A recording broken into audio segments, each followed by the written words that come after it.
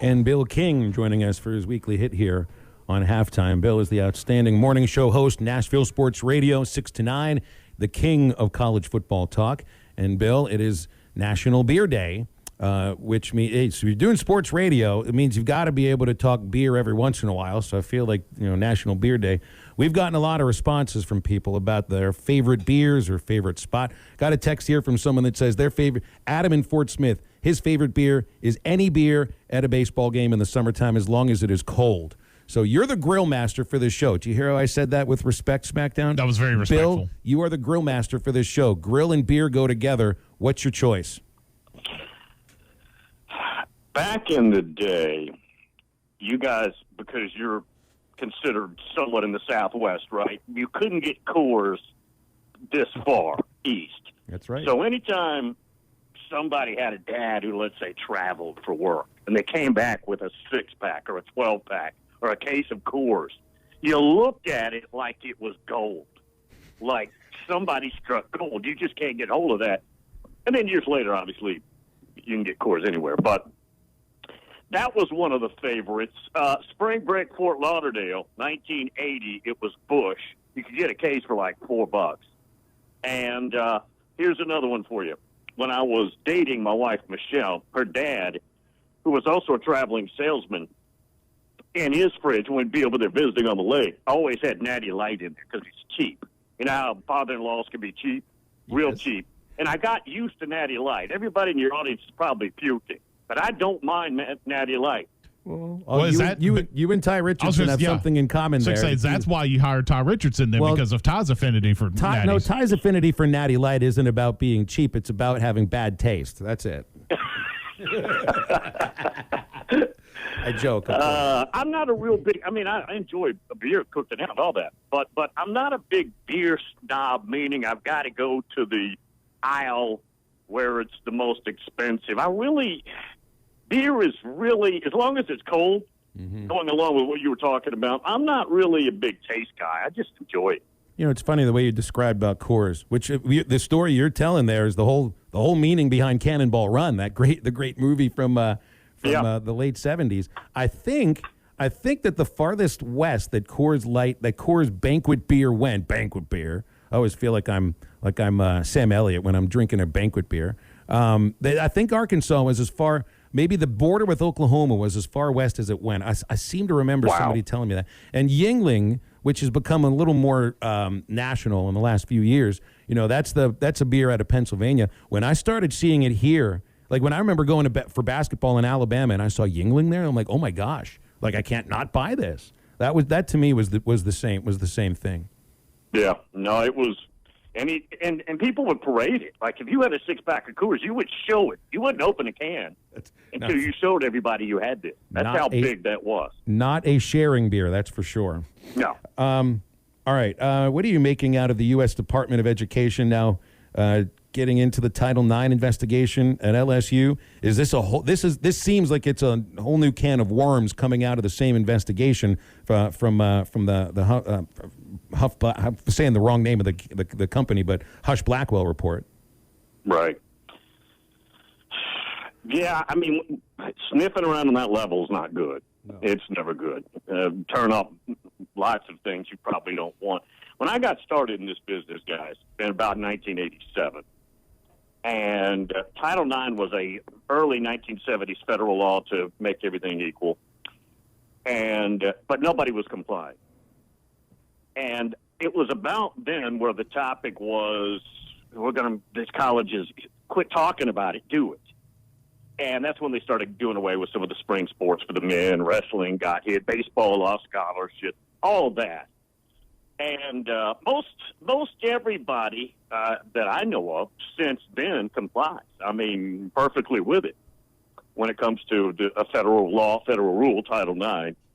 I haven't read into the LSU situation other than on the periphery, so I don't know all that's going on down there, but it's not good when they're sniffing around on that level. That's sure. This feels like it could be something that really leads to some problems for them on the field at some point too, But I wanted to also ask about Barry Alvarez, who's announced his retirement as the Wisconsin athletic director. And I feel like that's the way Philip Fulmer would have really liked to go out, but had no obvious chance to do that with the blow-up of the football program. When I look at Barry Alvarez, man, I mean, Tennessee had success before Philip Fulmer got there.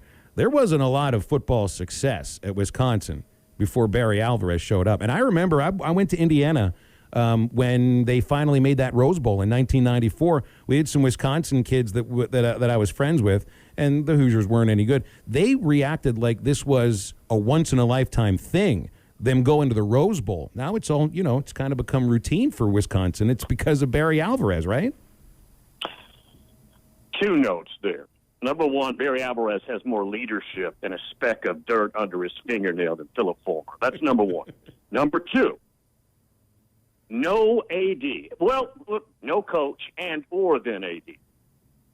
Gets up every morning on his job, looks in the mirror, and knows what the blueprint should look like for Wisconsin than Barry Alvarez. Nobody at any other school knows the right blueprint better than Barry Alvarez. He's one of the all-time greats as an AD, and obviously he was a heck of a football coach. I remember talking to Ron Dane, one of the really first big running backs that they got, big, literally, on the phone during recruiting when he was making a decision. Wisconsin, everybody wanted him. He'd have been Johnny 5-star at the time. Barry Alvarez not only is excellent at what he does, but he's also a heck of a good guy.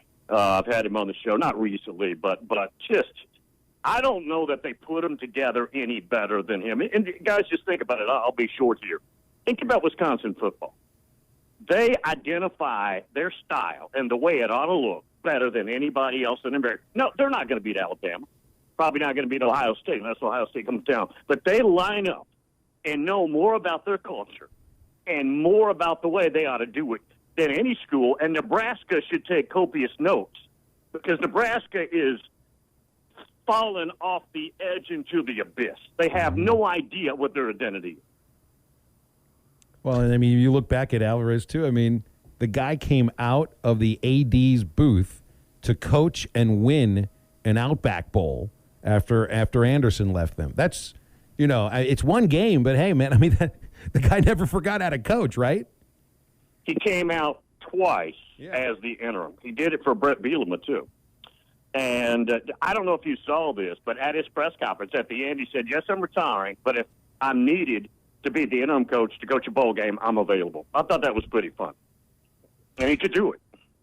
Bill King from Nashville Sports Radio joining us here on Halftime. Bill, want to jump back a little bit last week. This news broke last week from Mike Gundy, and I wanted to get your thoughts on it because you are the king of college football. Mike Gundy came out and was talking about wanting to try to scrimmage against other major opponents, and he name-dropped Arkansas several times. He name-dropped A&M, Missouri, other schools closely around Stillwater.